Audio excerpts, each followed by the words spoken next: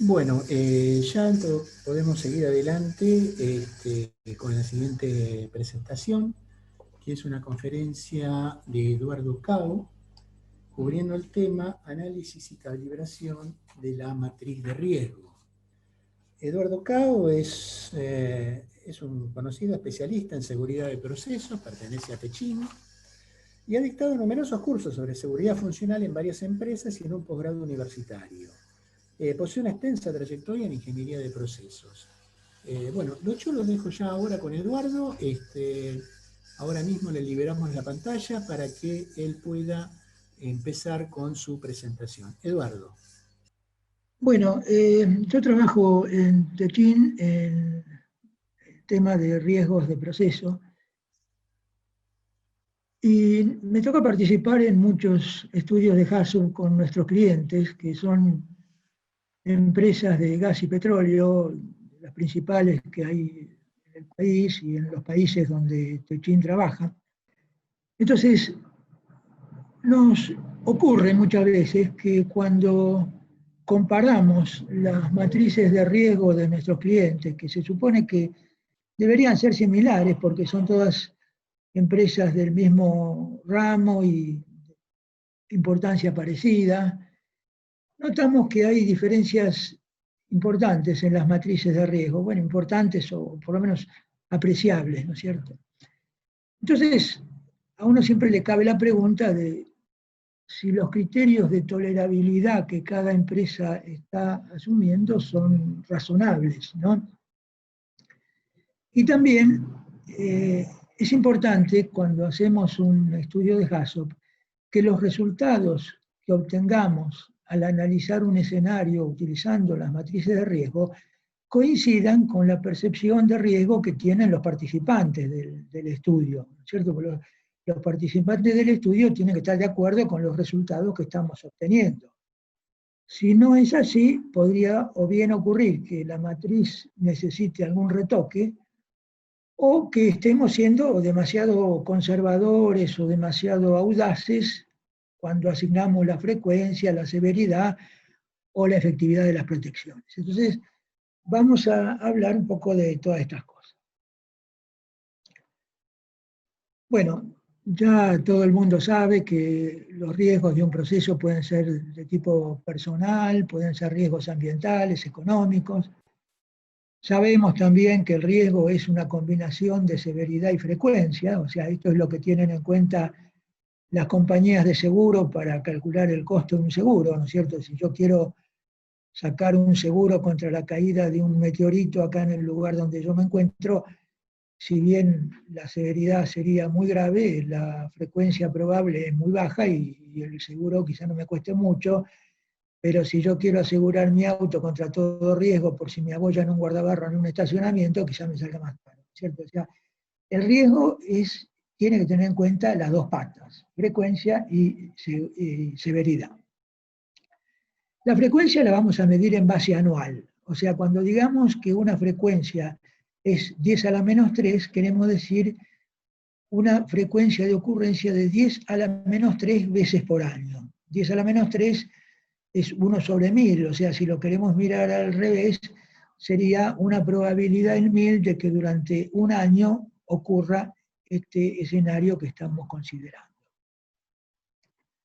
Muchas veces vamos a ver que se habla de riesgo en términos de frecuencia, cuando la severidad ya está definida. Por ejemplo, es común escuchar decir el riesgo de muerte de un operador por causa laboral en la industria petrolera es 10 a la menos 4. O sea, hablamos de riesgo y lo medimos en frecuencia, ¿por qué? Porque la severidad ya la estamos definiendo, estamos diciendo que es un riesgo de muerte, ¿cierto?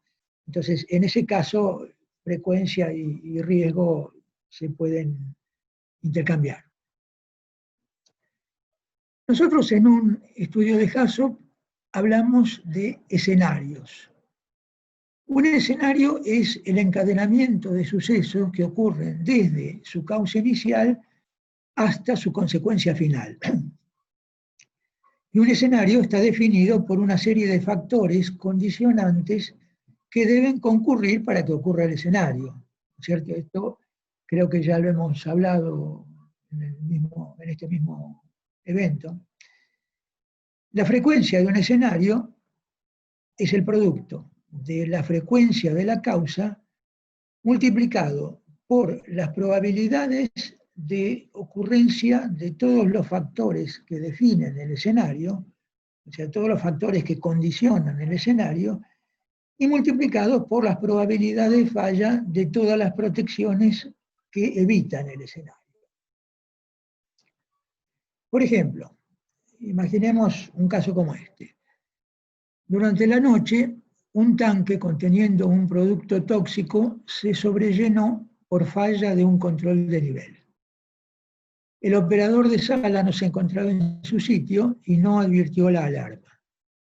Se produjo un derrame que generó una nube tóxica. El viento soplaba en dirección hacia los dormitorios, donde 2 operadores fuera de turno descansaban y fallecieron por intoxicación. Entonces vemos acá que la causa es la falla de un lazo de control. Esta es la frecuencia de la falla de un lazo de control. Podemos suponer que es 0,1 por año, o sea, una probabilidad en 10 de que ocurra durante el año. Había un sistema de alarma que falló. Falló porque el operador no estaba en su sitio, ¿no es cierto? Entonces, si nosotros pensamos que la probabilidad de falla de un sistema de alarma es un 10%, por ejemplo, 0,1, ese sería el primer multiplicador que tendríamos que tener en cuenta. Para que se desarrolle el escenario, es necesario que la ocurrencia sea durante la noche, cuando los operadores están durmiendo en su dormitorio. Podemos pensar que la probabilidad de que ocurra durante la noche este escenario es un 30%, o sea, de las 24 horas del día, 8 horas corresponden al turno de noche. Y que la probabilidad de que el viento sople hacia los dormitorios le asignamos, por ejemplo, un valor de un 5%, con lo cual podríamos calcular la frecuencia de ocurrencia de este escenario completo como 0,1, que es la frecuencia de la causa, por 0,1 también, que es la probabilidad de falla de la alarma, por 0,3, que es la probabilidad de ocurrencia nocturna, y por 0,05, que es la probabilidad de que el viento sople en la dirección que no nos gustaría, con lo cual la frecuencia de ocurrencia de fatalidades debido a este escenario es 1,5 por 10 a la menos 4. Entonces, así es como en un estudio de HAZOP se puede calcular la frecuencia de ocurrencia de los distintos escenarios que estamos planteando. Entonces, tenemos que definir qué es un riesgo aceptable y qué es un riesgo tolerable, que no es lo mismo. Aceptable significa que algo es razonable o es satisfactorio. Es decir, lo consideramos normal, satisfactorio, y no estamos dispuestos a hacer nada para reducirlo, porque es la frecuencia normal que nosotros podemos esperar de este escenario. En cambio, tolerable se refiere a la habilidad de soportar algo que es irritante o desagradable, pero que nos resulta conveniente frente a otras alternativas. Por ejemplo, pensemos un poco en el caso de los viajes en avión, es decir, hay gente que tiene una cierta aprensión a viajar en avión porque se imagina el escenario de estar volando sobre el océano en un avión que se encuentra en emergencia, y evidentemente esto no es algo agradable para nadie.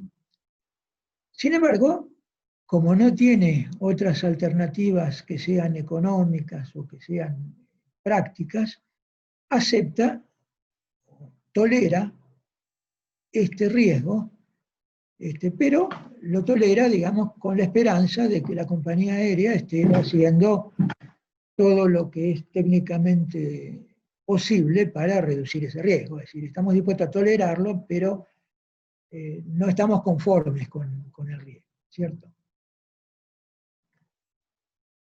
Veamos un ejemplo. En la Argentina se producen aproximadamente unas 8.000 víctimas fatales por año en accidentes de tránsito. bueno, este año debe ser un poco menos porque la gente estuvo encerrada, pero digamos, ese era más o menos un valor histórico. Entonces, sobre una población de 40 millones de habitantes, si yo quiero calcular un riesgo promedio, digo 8.000 dividido 40 millones, eso me da 2 por 10 a la menos 4 por año. Es la frecuencia promedio que mide cuál es el riesgo que nosotros estamos asumiendo de morir en un escenario de un accidente de tránsito. O sea, esto implica una probabilidad en 5.000, digamos, ¿no?, de morir en el año por un accidente de tránsito. Si lo multiplicamos por 70 años, que es, digamos, un poco una expectativa de vida, nos da una probabilidad en 71 de que fallezcamos en un accidente de tránsito. Por supuesto que esto depende de cada situación en particular y de un montón de factores, ¿cierto? Pero bueno, para tener una idea. Ahora, ¿esto es un valor con el cual estamos cómodos? Sí, no. Yo creo que no. Cuando uno lo mira, probablemente nos asuste. ¿Podemos hacer algo para reducirlo? Sí. Yo me puedo mudar a una cuadra de donde trabajo y entonces en vez de viajar 50 kilómetros por la Panamericana todos los días en el auto, tengo que caminar una cuadra para llegar a mi oficina. ¿Y por qué no lo hago? Y porque considero que el costo sería elevado, el costo en términos ya sea económicos o un costo social o por los inconvenientes que me generaría, y entonces estoy dispuesto a tolerar ese riesgo. Entonces, tenemos 3 categorías. El riesgo aceptable, que es aquel riesgo cuya reducción no nos aporta ningún beneficio significativo frente al riesgo de fondo que estamos enfrentando todos los días por el hecho de vivir en una sociedad. Es decir, podemos estar analizando un escenario cuya frecuencia de ocurrencia es tan baja que prácticamente no influye en mi expectativa de vida. Tenemos el riesgo intolerable, que es un riesgo que no estamos dispuestos a tolerar y que tenemos que reducirlo de alguna manera necesariamente. Y tenemos esa zona amarilla, que no es ni verde ni roja, que se la suele llamar ALARP, esto en inglés es as low as reasonably practicable, o sea, tan bajo como sea prácticamente posible reducirlo. Y significa que tenemos que reducirlo al riesgo en la medida que esto no nos requiera un esfuerzo desproporcionado.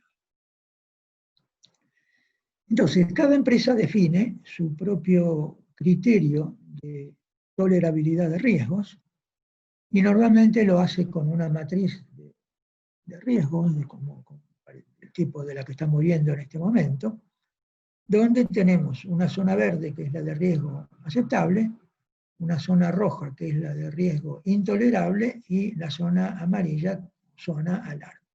Esta matriz, por ejemplo, que estamos mostrando, tiene 4 categorías de severidad y 6 niveles de frecuencia. Las frecuencias posibles, fíjense, van de 10 a la menos 1 veces por año a 10 a la menos 5 veces por año. O sea, la primera es algo que ocurre frecuentemente y la última es algo que es muy improbable que ocurra. Por supuesto, para poder utilizar esta matriz necesitamos definir qué entendemos por severidad 1, 2, 3 y 4, ¿cierto? Eso normalmente se hace con algún cuadro o algún instructivo que nos guía sobre cómo tenemos que asignar las categorías de severidad. Entonces, por ejemplo, esta planilla que estamos viendo nos muestra para los distintos tipos de riesgo, es decir, ya sea riesgos personales, riesgos ambientales, riesgos económicos, riesgos a la comunidad, que se entiende por categoría 1, 2, 3 y 4. La 1 es lo que llamamos una severidad insignificante y la 4 es una catastrófica. Entonces, por ejemplo, vemos que desde el punto de vista de los accidentes agudos, decimos que una severidad 3, que llamamos seria, es la que implica una muerte o heridas serias en áreas de servicio.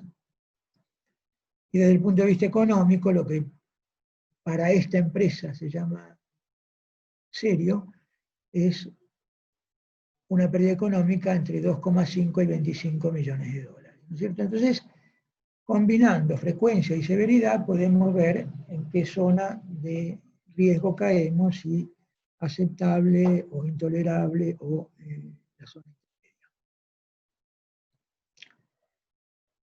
Ahora, esta matriz es propia de cada empresa. Esta planilla o este slide que estamos viendo ahora es una recopilación de elementos de las matrices de riesgo de algunos de nuestros clientes. Todos son empresas petroleras, todos son empresas importantes, ¿sí? Y sin embargo vemos que hay diferencias, es decir, lo que estamos mostrando acá es en la primera columna lo que se llama el límite intolerable, o sea, el límite que marca la división entre la zona roja y la zona amarilla, en términos de muertes por año.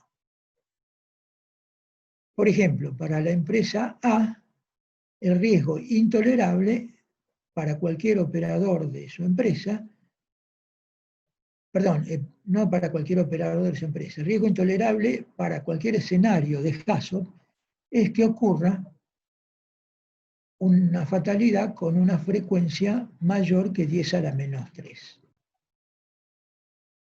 Y la segunda columna nos está mostrando cuál es la pérdida económica que equivale al mismo nivel de riesgo en la matriz de esta empresa, ¿no? O sea, 10 millones de dólares tienen el mismo límite de intolerabilidad que una frecuencia de fatalidad de 10 a la menos 3. Tengan presente que como matriz de HAZOP, estos valores se aplican a cada uno de los escenarios de HAZOP que estamos analizando en un estudio. O sea, son riesgos, frecuencias aceptables o intolerables para cada escenario analizado en el HAZOP. Entonces, fíjense que hay empresas cuyo nivel intolerable está en 10 a la menos 3 para ocurrencia de fatalidades, y para otros es 10 a la menos 2. Esto implica una diferencia de un orden de magnitud en la tolerabilidad del riesgo.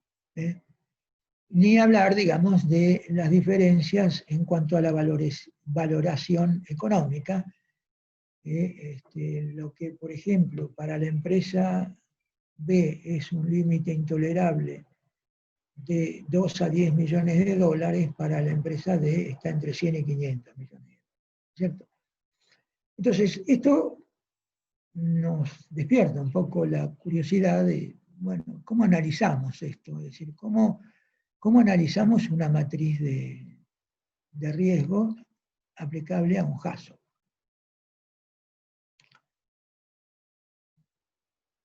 Para tener una idea como valores de referencia, acá en esta tabla se muestra valores estadísticos de riesgo de muerte por accidentes laborales según tipo de industrias para la Argentina, según algunos datos de la Superintendencia de Riesgo de Trabajo, y para el Reino Unido, según datos del HSE. El HSE es el Health and Safety Executive, es un organismo del Reino Unido que se ocupa de todo lo que tiene que ver con seguridad laboral. Vendría a ser algo similar a la OSHA en Estados Unidos, ¿cierto? Lo que ocurre es que los países donde más se trabajó el tema de riesgos laborales son en Inglaterra y en Holanda. Por eso los valores del HSE suelen ser, digamos, un un punto que todo el mundo mira, digamos, ¿no? Es decir, es una referencia medio obligada en temas de riesgos laborales. Entonces, bueno, acá vemos que los valores estadísticos andan en el orden de 10 a la menos 4, ¿cierto? Por supuesto que estos valores hay que tomarlos con pinzas porque son, es decir, dentro de un mismo tipo de industrias, es decir, hay trabajadores que realizan tareas muy diversas y con una exposición al riesgo muy diferente. Entonces, el valor promedio realmente nos dice poco. Qué sé yo, no sé si dentro de lo que llaman, no sé, una empresa energética está metido el departamento de contabilidad de la empresa energética. No sé cómo se recopilaron estos datos. Entonces, bueno, son datos que si no sabemos muy bien cómo se los recolecta no nos sirven de mucho, pero bueno, son simplemente que tener una idea que los valores estadísticos para empresas de riesgo son del orden de 10 a la menos 4. Bueno, ¿cómo medimos o cómo comparamos datos de tolerabilidad de riesgo? Un parámetro que se suele utilizar es lo que se llama el riesgo individual. El riesgo individual es la probabilidad esperada de que un individuo vaya a sufrir un cierto nivel de daño, que en general es la muerte, como consecuencia de algún accidente que ocurra en su lugar de trabajo. Fíjense, en primer lugar, que acá estamos hablando un individuo, es decir, una persona con nombre y apellido. O sea, no estamos hablando de que se muera alguien, sino que se muera Juancito, es decir, una persona determinada. Y como consecuencia de algún accidente, es decir, cualquiera de los accidentes que le puedan ocurrir en su lugar de trabajo. O sea, esto es algo totalmente distinto de lo que analizamos cuando estamos trabajando en un HACCP. Porque ahí no estamos analizando la frecuencia de que se muera Juancito, sino la frecuencia que se muera alguien, cualquiera de los operadores de la planta. Y tampoco estamos analizando todos los escenarios que pueden ocurrir, sino un escenario en particular, ¿cierto? Pero bueno, nos puede servir esto como un valor de referencia. Entonces, por ejemplo, si decimos que el riesgo individual del operador más expuesto en mi establecimiento es 10 a la menos 5, significa que para el operador que realiza la tarea más peligrosa, su frecuencia probable de muerte es 10 a la menos 5 por año debido a los riesgos laborales. Pero tengamos presente que en una empresa en la que trabajan 20 personas que estén igualmente expuestas, el riesgo de que ocurra una fatalidad es 20 veces mayor que el riesgo individual de cada una de las personas. Es decir, por eso en los estudios de riesgo a nosotros no nos interesa particularizar en el riesgo que se muera Juancito, sino el riesgo que se muera alguien. Entonces, ese riesgo va a ser 20 veces mayor que el riesgo individual de un operador determinado.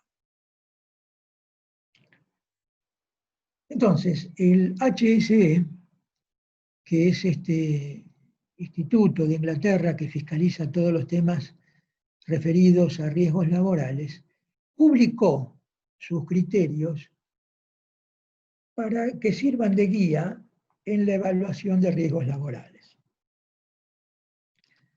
O sea, las empresas pueden adoptar estos criterios. La razonabilidad de estos criterios surge de que los sugiere un organismo prestigioso como el HSE, y el HSE definió que el límite de riesgo individual tolerable para cualquier trabajador no puede ser mayor que 10 a la menos 3 por año. Es decir, ningún operador, ningún trabajador puede estar expuesto a un riesgo mayor que 10 a la menos 3 por año en su lugar de trabajo. Este es el valor que marca el límite entre el amarillo y el rojo en una matriz de Hasso, ¿no? Y definió también que el riesgo individual usualmente aceptable es 10 a la menos 5 por año. O sea, el 10 a la menos 5 sería el límite entre el verde y el amarillo. Por debajo de 10 a la menos 5 no tenemos que preocuparnos por reducir el riesgo, porque eso es algo totalmente insignificante frente al riesgo personal que cada persona está enfrentando todo el día, digamos, por vivir en sociedad, ¿no? Este de 10 a la menos 3 lo fijó para los trabajadores de una empresa. Y para el público, que es vecino a un establecimiento industrial importante, toma un riesgo un poco más bajo, 10 a la menos 4. Es decir, ninguna persona, por el hecho de vivir cerca de una fábrica o de una refinería o de lo que sea, puede estar expuesto a un riesgo individual mayor que 10 a la menos 4.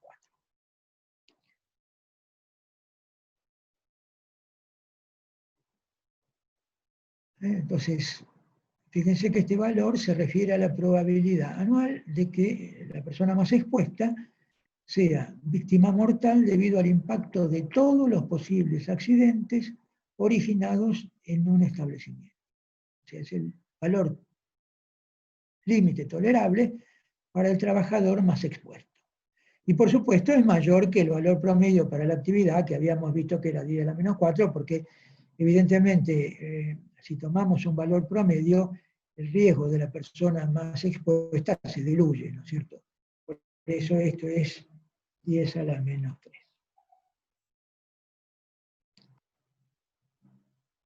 Ahora, este valor de riesgo individual no es un valor demasiado práctico, porque ¿cómo puedo hacer yo para definir cuál es el riesgo individual de un trabajador de mi empresa?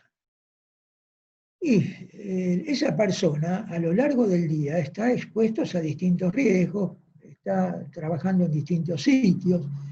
Entonces, el riesgo individual de ese trabajador depende de la fracción de tiempo de permanencia en cada lugar de la planta, de su vulnerabilidad a los efectos de los posibles escenarios que le podrían ocurrir. O sea, es algo que es prácticamente imposible de calcular, ¿no es cierto? Y como ya decíamos, tampoco es algo que nos sirva para una matriz de Hasso, porque en un Hasso estamos trabajando sobre eventos individuales. Un poco más práctico es el concepto de riesgo social o riesgo colectivo. Este es el riesgo al que está sometida toda una población como consecuencia de las actividades que se desarrollan en un establecimiento. Es decir, toda la población puede ser todo el grupo de trabajadores de la empresa. Entonces, lo que estamos acá considerando es el riesgo de que haya fallecimientos dentro del personal de mi empresa. Es decir, no me importa que sea Juan, Perico o Andrés, es decir, que se muera alguien. También este tipo de riesgo social o riesgo colectivo lo podemos definir ya sea para trabajadores de la empresa o para el público en general. Y normalmente lo expresamos a través de curvas que se llaman las curvas FN, que miden la frecuencia tolerable o intolerable en función del número de víctimas, porque evidentemente no es lo mismo la tolerabilidad a un escenario que provoque una muerte que a un escenario que sea capaz de provocar 20 muertes, ¿no es cierto? Es decir, la frecuencia tolerable en un caso tiene que ser mayor que en otro. Entonces, el HSE también definió curvas de riesgo social tolerable,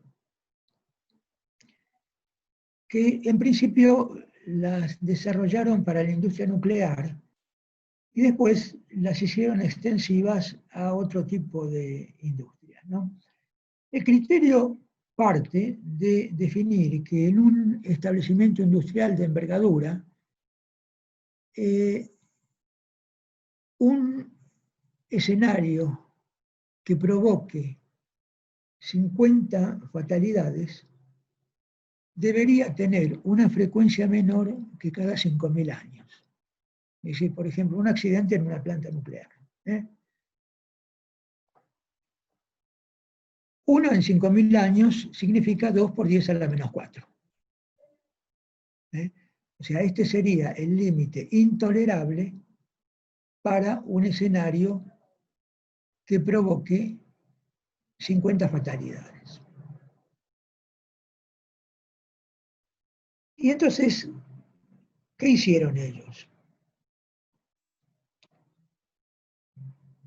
Partieron de una hipótesis que es definir que la repercusión o el límite de tolerabilidad de un evento que provoque 50 muertes tiene que ser el mismo que 50 eventos que provoquen una muerte. Entonces, tomando como punto de anclaje esa definición de que para 50 víctimas el límite intolerable es 2 por 10 a la menos 4, a partir de allí trazaron una recta de pendiente menos 1 y fijaron esa recta como criterio de tolerabilidad de riesgo social. Entonces, para un evento que provoque una muerte, el límite intolerable me daría 1 por 10 a la menos 2. Porque una víctima por una frecuencia de 1 por 10 a la menos 2 es 1 por 10 a la menos 2. Y 50 víctimas por una frecuencia de 2 por 10 a la menos 4 también es 1 por 10 a la menos 2. O sea, el producto de frecuencia por número de víctimas es constante a lo largo de toda esta red.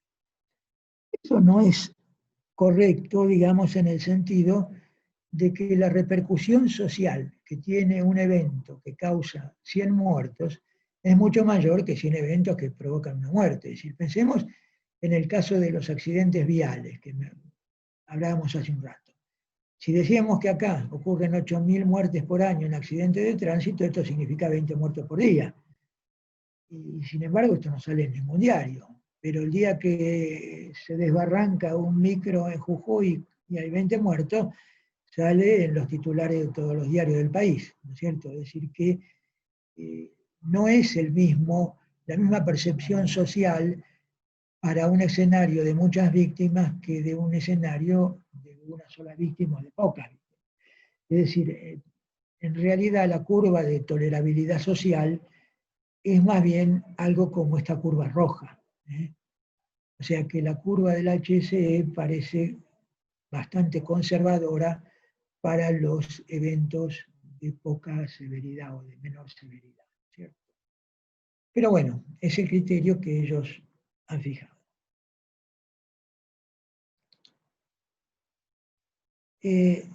Vuelvo un poco con algo que estoy insistiendo, ¿no es cierto? Es decir, ¿por qué para n igual a 1, es decir, para los eventos que provocan una fatalidad, la frecuencia para este riesgo social es 1 por 10 a la menos 2, cuando el mismo HSE había definido que el riesgo individual era 1 por 10 a la menos 3.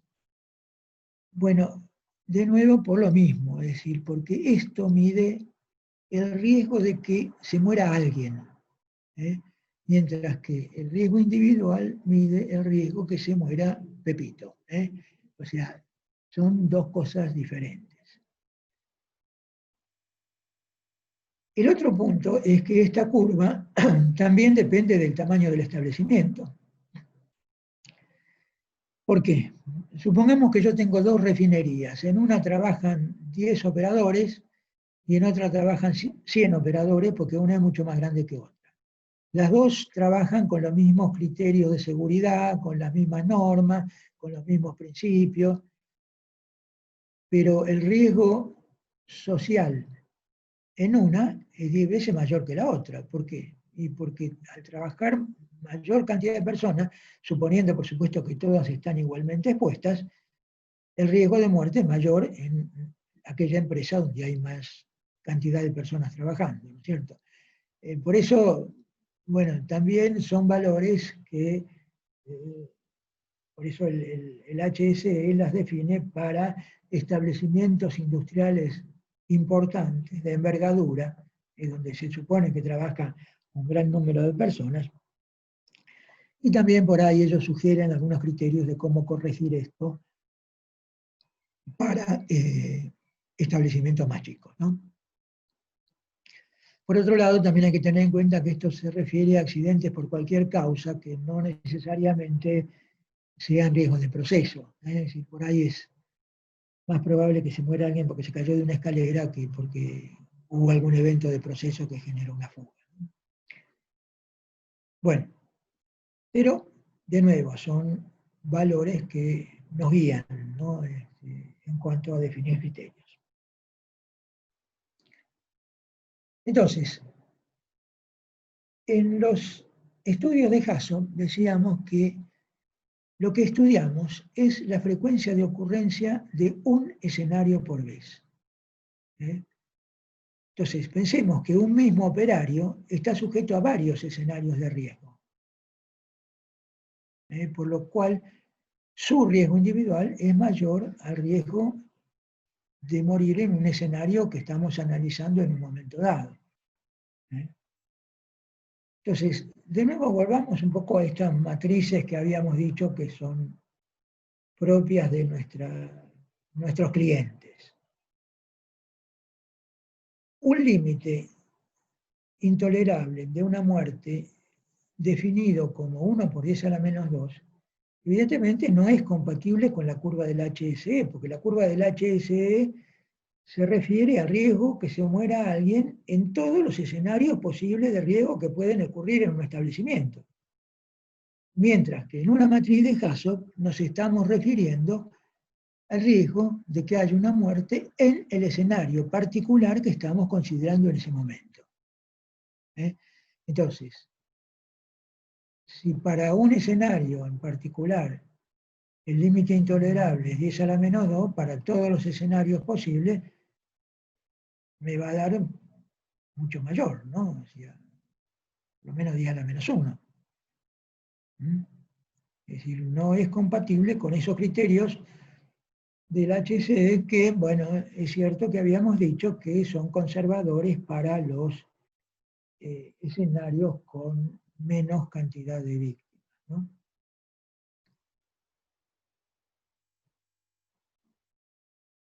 Bueno, entonces, ¿cómo analizamos esto? Es importante que antes de empezar un estudio de riesgo, se ejercite un poco la matriz de riesgos. Esto es lo que a veces se suele llamar la calibración de la matriz. Significa someter a la matriz a ensayos con escenarios ficticios usando los criterios de asignación de frecuencia y probabilidad que vamos a usar en el estudio, es decir, la probabilidad de presencia, la probabilidad de emisión, la frecuencia de los eventos iniciadores, y ver qué es lo que nos da, o sea, y comparar estos resultados frente a otros criterios. ¿Cuáles pueden ser estos otros criterios? Es decir, ¿contra qué lo comparo? Bueno, por ejemplo, contra antecedentes de eventos similares. Es decir, ¿qué pasa si yo estoy analizando un escenario de Hasso y asigné la frecuencia del evento iniciador y asigné la frecuencia de ocurrencia de todos los factores condicionantes, la probabilidad de falla de las protecciones, y llegué a la conclusión que para ese escenario, con todas sus protecciones, la frecuencia de ocurrencia del escenario es 10 a la menos 3. Y un operador de la planta dice, eso ya nos pasó 2 veces. ¿Esto qué quiere decir? Bueno, seguramente ahí hay que revisar algo. Porque si la matriz me dice, mi estudio de Hasso me dice que la frecuencia de ese escenario es 10 a la menos 3 y ya les ocurrió 2 veces en la vida de la planta, algo está mal. Es decir, entonces uno pregunta, bueno, ¿y por qué? ¿Qué? ¿No había una válvula de seguridad? Ah, sí, pero la válvula de seguridad en ese momento la habían sacado para calibrarla, estaba en el laboratorio de instrumentación. Ah, ¿y cada cuánto llevan la válvula a calibrar y cuánto tiempo está en el laboratorio? No, la llevan y tarda una semana, 10 días y ya la reponen. Bueno, si es así, quiere decir que cuando decimos que la probabilidad de falla de la protección basada en una válvula de seguridad es 10 a la menos 2, quizá tengamos que estudiar un poquito mejor ese valor, ¿no? O sea, este tipo de cosas, la ocurrencia de eventos similares nos puede ayudar. Normas públicas o de la propia empresa. Es decir, por ejemplo, qué sé yo, el API 521 me dice que para proteger de sobrepresión un equipo de proceso, le tengo que poner una válvula de seguridad. Y no me dice nada más. Ahora, si yo estoy haciendo un estudio de riesgo y veo que cualquier tacho que yo tengo en la planta para llevar el riesgo a un valor razonable no me alcanza con la válvula de seguridad y le tengo que poner una protección instrumentada, y bueno, pensemos un poquito, porque quiere decir que todo el resto del mundo está equivocado, o sea, al usar nada más que una válvula de seguridad. Son cosas que tenemos que analizar, es decir, los usos y costumbres en nuestra empresa y en otras empresas similares. ¿Qué es lo que hacemos normalmente? ¿Qué es lo que hacen los demás? Por ejemplo, yo estoy haciendo un estudio de Hasso de, qué sé yo, una planta de tratamiento de crudo en medio de la Patagonia. Y llego a la conclusión de que para llevar el riesgo ambiental a un valor aceptable, tengo que instalar una unidad de recuperación de vapores en un tanque de condensado. Esa es mi conclusión del estudio para que el riesgo entre dentro de lo que es tolerable. Ahora, yo en mi empresa tengo una refinería que está instalada cerca de la ciudad de Buenos Aires y tengo un parque de tanques donde hay 50 tanques de distintos productos y ninguno tiene un sistema de recuperación de vapor. Entonces, ahí hay algo que estamos haciendo mal, ¿no es cierto? También estos criterios de aceptabilidad, de riesgo individual, es decir, estos valores que estuvimos hablando un poco, nos pueden dar una idea, o sea, someter un poco a la matriz a ver si lo que estamos prediciendo con la matriz y con los criterios para asignar las frecuencias y las severidades, obtenemos valores razonables, ¿no? Por ejemplo, veamos un poquito este caso. Sí, acá planteo un par de escenarios que pueden ocurrir en un estudio de Hasso. Tenemos un separador, que puede ser un separador de gas combustible, por ejemplo, y la presión está controlada con una válvula de control, y ahí separamos vapor y líquido. El equipo está protegido con una válvula de seguridad. Y bueno, un primer escenario que podríamos encontrarnos en un estudio de Hasso es falla de un lazo de control abriendo la válvula, es decir, esa válvula de control, lazo falló y mandó a abrir la válvula, aumentó la presión por encima de la presión de diseño del recipiente, se produjo la rotura del recipiente, se formó una nube inflamable, se produjo la ignición de esa nube inflamable y ocurrió la fatalidad de un operador. Ese es un escenario. Otro escenario posible, asociado a la misma causa inicial, es la falla del lazo de control abriendo la válvula. De nuevo, aumentó la presión por encima de la presión de diseño, rotura del recipiente con formación de nube inflamable, ignición sin presencia humana, es decir, en ese momento no había nadie cerca del equipo, pero el equipo se rompió y esto nos generó un paro de planta por 10 días, con pérdida de producción hasta que el equipo fue reparado, y esto nos generó una pérdida económica de 5 millones de dólares. Bueno, habíamos visto que la frecuencia de un escenario es la frecuencia de la causa por la probabilidad de falla de las protecciones, por la probabilidad de los eventos condicionantes. Entonces, veamos un poquito, y suponiendo que nuestra matriz de riesgo es esta que tenemos acá, cómo resulta considerar el primer escenario. Decimos, bueno, frecuencia de la causa es la falla de un lazo de control. Típicamente asociamos que un lazo de control tiene una frecuencia de falla de 10 a la menos 1 veces por año. ¿Cuáles serían los factores que condicionan este escenario? Bueno, que la nube se encienda, es decir, hay una probabilidad de ignición, que por ser conservadores podemos decir que asignamos un valor 1, y la probabilidad de que haya un operador presente en ese momento bajo la nube y sufra quemaduras. Entonces, podemos decir que la probabilidad de presencia es un 10%, 0,1. ¿Y qué protecciones tenemos?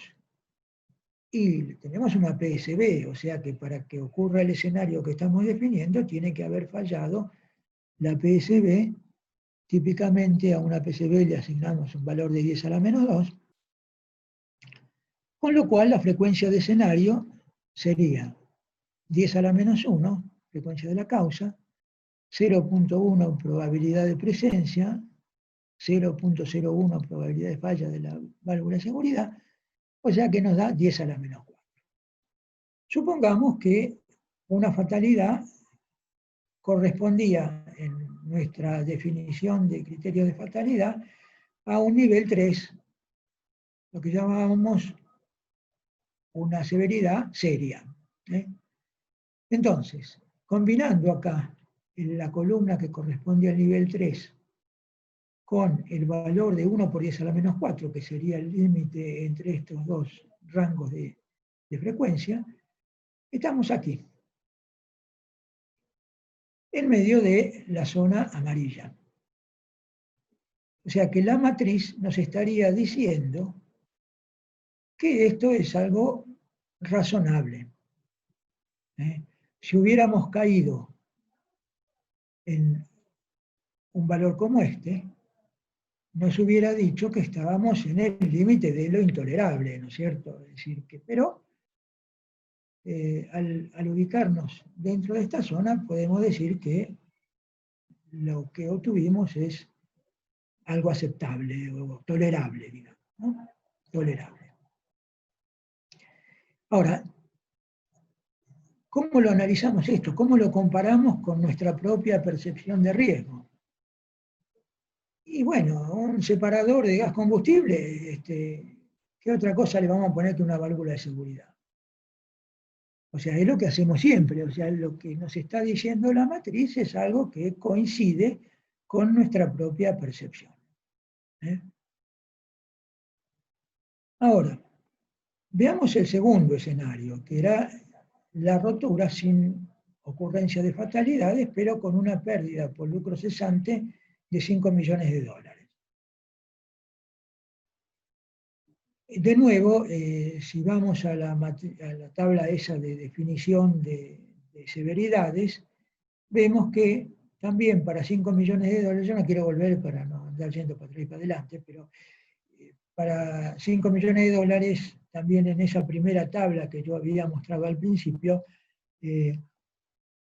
correspondía una severidad categoría 3. Entonces, la frecuencia de la causa sigue siendo 10 a la menos 1, no hay factores condicionantes, porque si falla el lazo de control y falla la PSB, el escenario se produce. Es decir, que el único reductor de riesgo que tenemos que analizar es la probabilidad de falla de la PSB que habíamos dicho 10 a la menos 2. Entonces, 10 a la menos 1 como frecuencia de la causa por 10 a la menos 2 como frecuencia de falla de la válvula, como probabilidad de falla de la válvula de seguridad, nos estaría dando una frecuencia de 10 a la menos 3. Ahora, para un riesgo 3, 10 a la menos 3 está acá. Está en el límite de lo intolerable.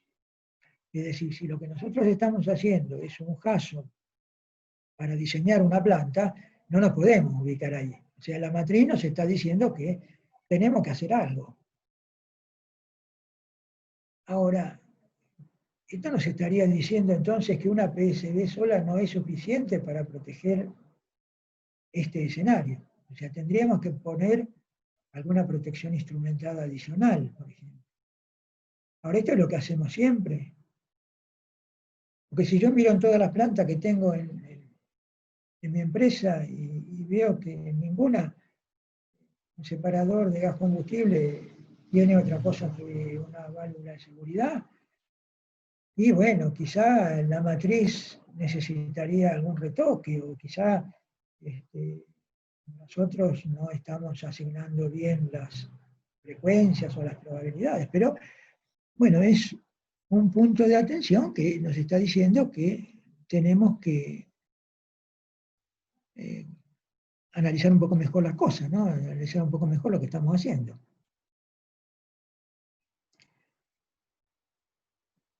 Bueno, aparte es importante que los criterios o los niveles de frecuencia de una matriz de riesgo estén definidos en términos cuantitativos y no tengan ambigüedades. A mí una vez me tocó hacer un estudio de HAZOP en una empresa que tenía definidos sus criterios de rango de frecuencia con esta tabla.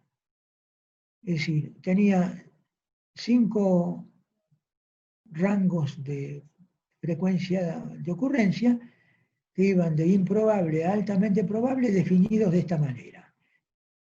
Improbable es si no ha ocurrido en la industria. Poco probable si ha ocurrido en la industria al menos una vez. Probable si ha ocurrido en nuestra empresa al menos una vez. Muy probable si sucede más de una vez por año en nuestra empresa. Y altamente probable si sucede más de una vez por año en un mismo lugar de trabajo. Ahora,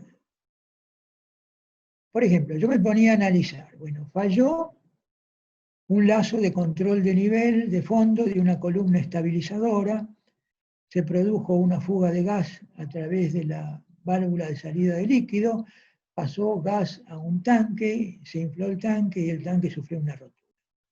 ¿Ha ocurrido en nuestra empresa al menos una vez? ¿Qué cosa? ¿Que falló un lazo de control? ¿Que falló un lazo de control de una columna estabilizadora? ¿Que falló un lazo de control de una columna estabilizadora y se produjo el gas blow-by y se reventó un tanque? Es decir, esto no es claro, digamos. Es decir, además estábamos viendo, analizando un proceso que no existía en esa empresa.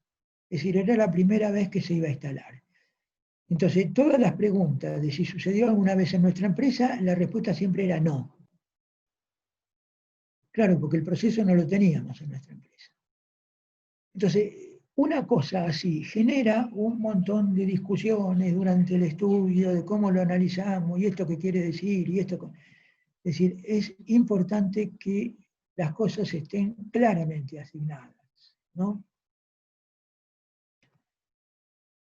Otro tema es comparar los distintos tipos de riesgo que pueden ocurrir de una manera que las distintas columnas reflejen cosas que tienen una severidad equivalente.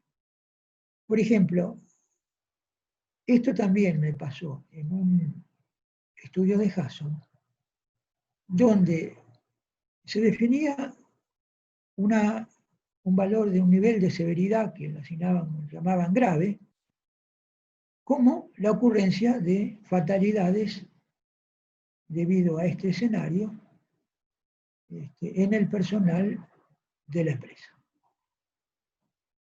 Y por otro lado, también llamaban grave a un evento que tenía una pérdida económica equivalente a un costo de reparación o reemplazo y lucro cesante mayor a $100.000 y menor a $1.000.000. Ahora, cuando queríamos ver qué es lo que implicaba un lucro cesante mayor a $1.000.000, y eran 2 horas de producción de la empresa. Es decir, que si miramos esta matriz, nos estaría diciendo que una pérdida o un paro de planta de 2 horas lo consideran igualmente grave que una fatalidad. O sea, por eso hay que mirar un poco, digamos, que las distintas severidades para distintos tipos de riesgos sean equivalentes, o sea, tengan un nivel razonable, ¿no es cierto? Con respecto al lucro cesante, también es un tema que hay que analizarlo muy bien y hay que aclarar muy bien cómo se va a considerar.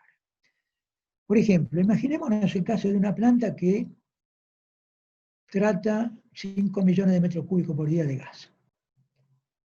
Entonces yo digo, bueno, el precio de venta de este gas es $2.5 por millón de BTU. Entonces, si yo multiplico 5 millones de metros cúbicos por día por 9.300 kilocalorías por metro cúbico, por 3.97 BTU por kilocaloría, por $2.5 por millón de BTU, me da $460.000 por día. Ahora, ¿esto qué significa? Que un paro de algún evento que genere un paro de planta de un día me hace perder $460.000. ¿Esto es una pérdida o se puede recuperar? Porque el gas sigue metido adentro del yacimiento. O sea, yo no lo perdí. Entonces, si yo para mantener la producción tengo que seguir perforando pozos y tengo que perforar, no sé, un pozo cada 3 meses, bueno, con adelantar un día la perforación de un pozo, yo esto lo recupero. Entonces, ¿cómo voy a evaluar el lucro cesante? Por eso, hay muchos de los clientes que tenemos nosotros que directamente tienen el criterio de no considerar el lucro cesante en la pérdida económica. Porque se considera que el personal que participa del HACCP no tiene los elementos como para poder evaluar el lucro cesante, ¿no? O sea, son todos temas que hay que tenerlos en cuenta cuando estamos mirando una matriz. Otro punto, y con esto termino, no lo voy a desarrollar, pero ténganlo presente, porque hay algunas empresas que debido a que es difícil evaluar toda la evolución de los escenarios de riesgo, en vez de adoptar un criterio de riesgo basado en la severidad del evento, lo que hacen es adoptar un criterio basado en la frecuencia de ocurrencia del evento. Es decir, ¿esto qué quiere decir?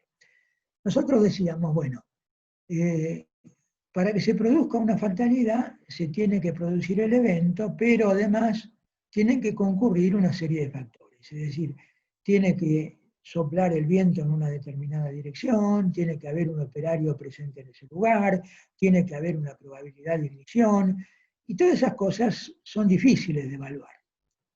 Entonces, hay empresas que dicen, bueno, yo fijo como criterio de tolerabilidad que un evento suficientemente severo como para provocar una muerte si se dieran todas las condiciones, tiene que tener una frecuencia menor que tanto, independientemente de que esos factores ocurran o no ocurran.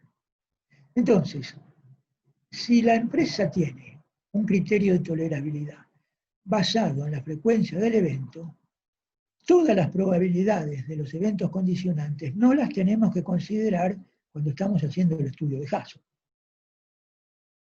Es decir, no tengo que pensar si había alguna persona presente, si había un viento en una dirección determinada, etc. Entonces, por ejemplo, una empresa puede decir, ningún evento con suficiente severidad como para poder causar una muerte de un operador de la planta tiene que tener una frecuencia mayor que 10 a la menos 2 veces por año, independientemente de que la muerte ocurra o no ocurra. O sea, es otra forma distinta de fijar criterios de severidad. Entonces, por supuesto que si utilizamos este tipo de definición, las frecuencias tolerables tienen que ser muy distintas de si nos basamos en la ocurrencia real de la fatalidad, ¿no? Entonces, simplemente lo que quiero hacer notar es que la matriz de riesgo es algo que antes de iniciar un estudio hay que perder un poco de tiempo en analizarla, en probarla, en discutir un poquito cómo se van a asignar los parámetros, porque es preferible hacer esto antes y no cuando ya tenemos el estudio de riesgo avanzado a la mitad y surge un punto de discusión o algo en lo que no nos podemos poner de acuerdo. Bueno, eso era todo. Gracias. No sé si tienen alguna pregunta. Bueno, muchas gracias, Eduardo. Bueno, estamos abiertos para las preguntas, ya sea a través del chat o a través de directamente abriendo el micrófono y preguntando. Y bueno, estamos a su disposición, escuchamos y lo que ustedes digan.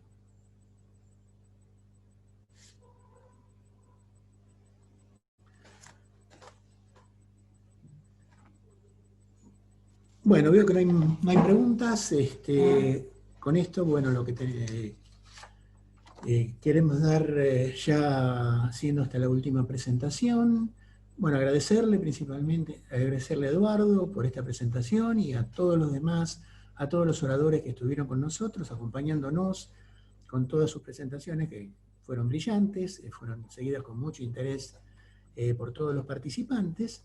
Y lo mismo agradecerle a los participantes que hayan estado acompañándonos durante estos 2 días en unas jornadas virtuales que, bueno, evidentemente para nosotros fueron un desafío muy grande, el hecho de salir de lo normal que estábamos acostumbrados, de la presencialidad, del hacer una reunión en la cual la gente podía juntarse, compartir experiencias en forma directa, a encontrarnos con esta situación en la cual cada uno de nuestras casas tenemos que participar de las jornadas. Bueno, queremos convocarlos para que sigan con nosotros, acompañándonos, proponiendo ideas sobre actividades que podemos llegar a desarrollar, que sean cursos, webinars, sugiriéndonos algún orador o alguna actividad en particular que ustedes piensen que puede ser útil para el mejor funcionamiento de todo este sistema de seguridad de procesos en la cual nosotros estemos en posibilidad de contribuir. En cuanto a futuro, nosotros vamos a seguir haciendo actividades, vamos a seguir haciendo webinars, vamos a tratar de desarrollar algún curso, para el cual les decía, nos resultaría muy importante el feedback de ustedes para ver hacia dónde tenemos que apuntar en todo esto. En cuanto a la jornada de seguridad de procesos, obviamente le vamos a dar una continuidad anual, mantenerla. No sabemos cómo vamos a estar el año que viene, cómo va a estar la pandemia, si podemos hacer a lo mejor una jornada que sea solo presencial o alguna jornada que pueda ser híbrida, es decir, parte presencial, parte con presencia física. Y nuestra idea es realizar algo a fines del primer semestre de este año, del año que viene, del año 2021, que probablemente sea en el mes de junio, o veremos un poco cuándo la podemos llegar a hacer, en función un poco de ver cómo evoluciona la situación. Obviamente también queremos recordarle que en el año 2022 estamos enmarcados en el Congreso Mundial de Ingeniería Química, en el cual va a haber un evento internacional de seguridad de procesos, un simposio internacional englobado dentro del Congreso Mundial, y ahí también queremos y necesitamos la participación de todos ustedes para desarrollar temas, convocar gente y hacer el mejor congreso que podamos en materia de seguridad de procesos en cuanto a sus alcances y la receptividad que tenga en la gente en todo el mundo.